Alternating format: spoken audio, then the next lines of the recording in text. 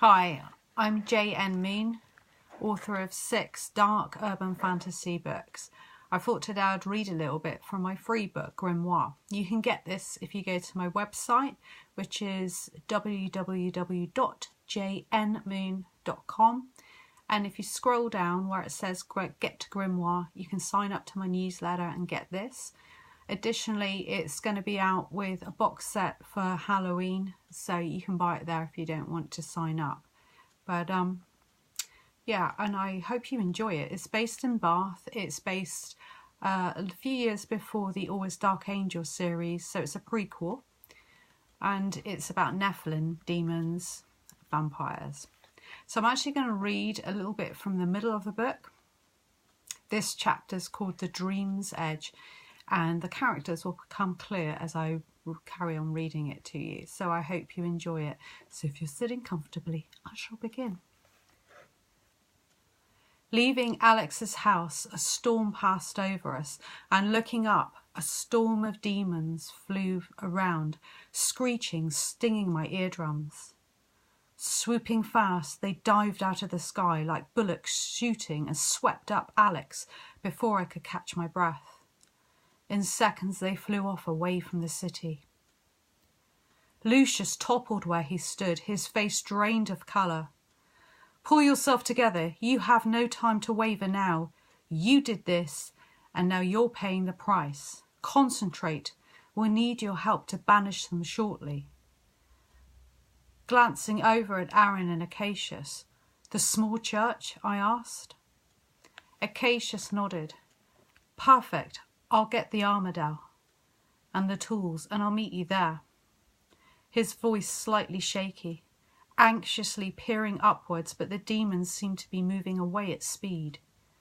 There were dozens of them, far more than had been in the house. They were multiplying. I had no idea how. But then, as I said before, blood magic, dark magic, dangerous to all that play with it. Not wanting to take any chances, I sheathed my sword, opening my wings, and walked towards Lucius. Terror on his face as his mouth fell open. Come, I ordered, and tentatively he stepped forward.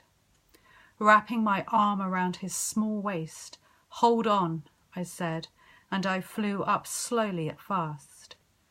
Demons like him take human form.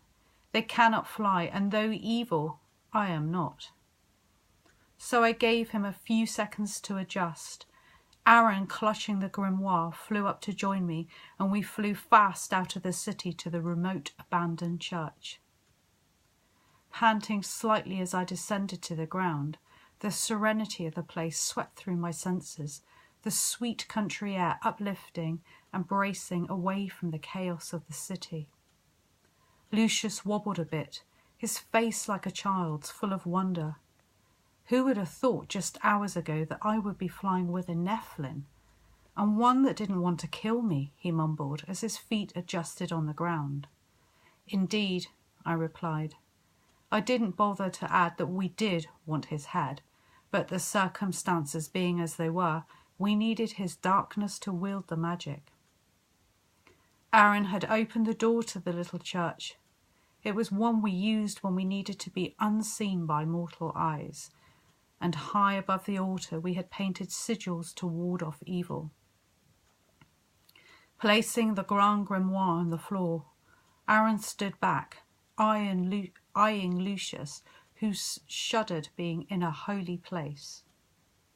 Get studying if you want to save your friend. We need to act fast, Aaron grunted to Lucius, who narrowed his eyes at me and then sat on the floor, picked up the book and thumbed through it. But Baal, I said, shaking my head, how the heck do we get him back to hell? Raising his eyebrows, Aaron replied, not without a miracle for sure. But how about asking Azrael? It's worth a shot. He was guiding you, and why hasn't he helped since? I have no idea. Archangels. Their behaviour is irrational to say the least, or bloody hopeless at times, he sighed. I crouched next to Lucius to look through the original Grand Grimoire. Most of it hadn't been translated, and most demons couldn't read Latin. He looked up at me, wide, angry eyes. "You read Latin, then?" I asked, expecting the answer. "Of course I read it. I'm not a grunt. I am well versed in the dark arts and in literature." Smirking, he added, "It's the tattoos, isn't it? Admit it, because I have long hair and tattoos, you assume I'm uneducated." Surprised by this answer, I answered, "Yes." Nodding, he eyed me over and returned to the book. "It's unusual to meet such a well-educated demon," I added. "Yes, black sheep, doesn't fit in, blah, blah," he muttered, mostly ignoring me. Standing up, I turned to Aaron. "Well, okay then, we'll leave Einstein to it. No sign of Acacius yet." Aaron wouldn't let it go, though. He shook his head at my comment and sauntered over to Lucius, smirking inanely.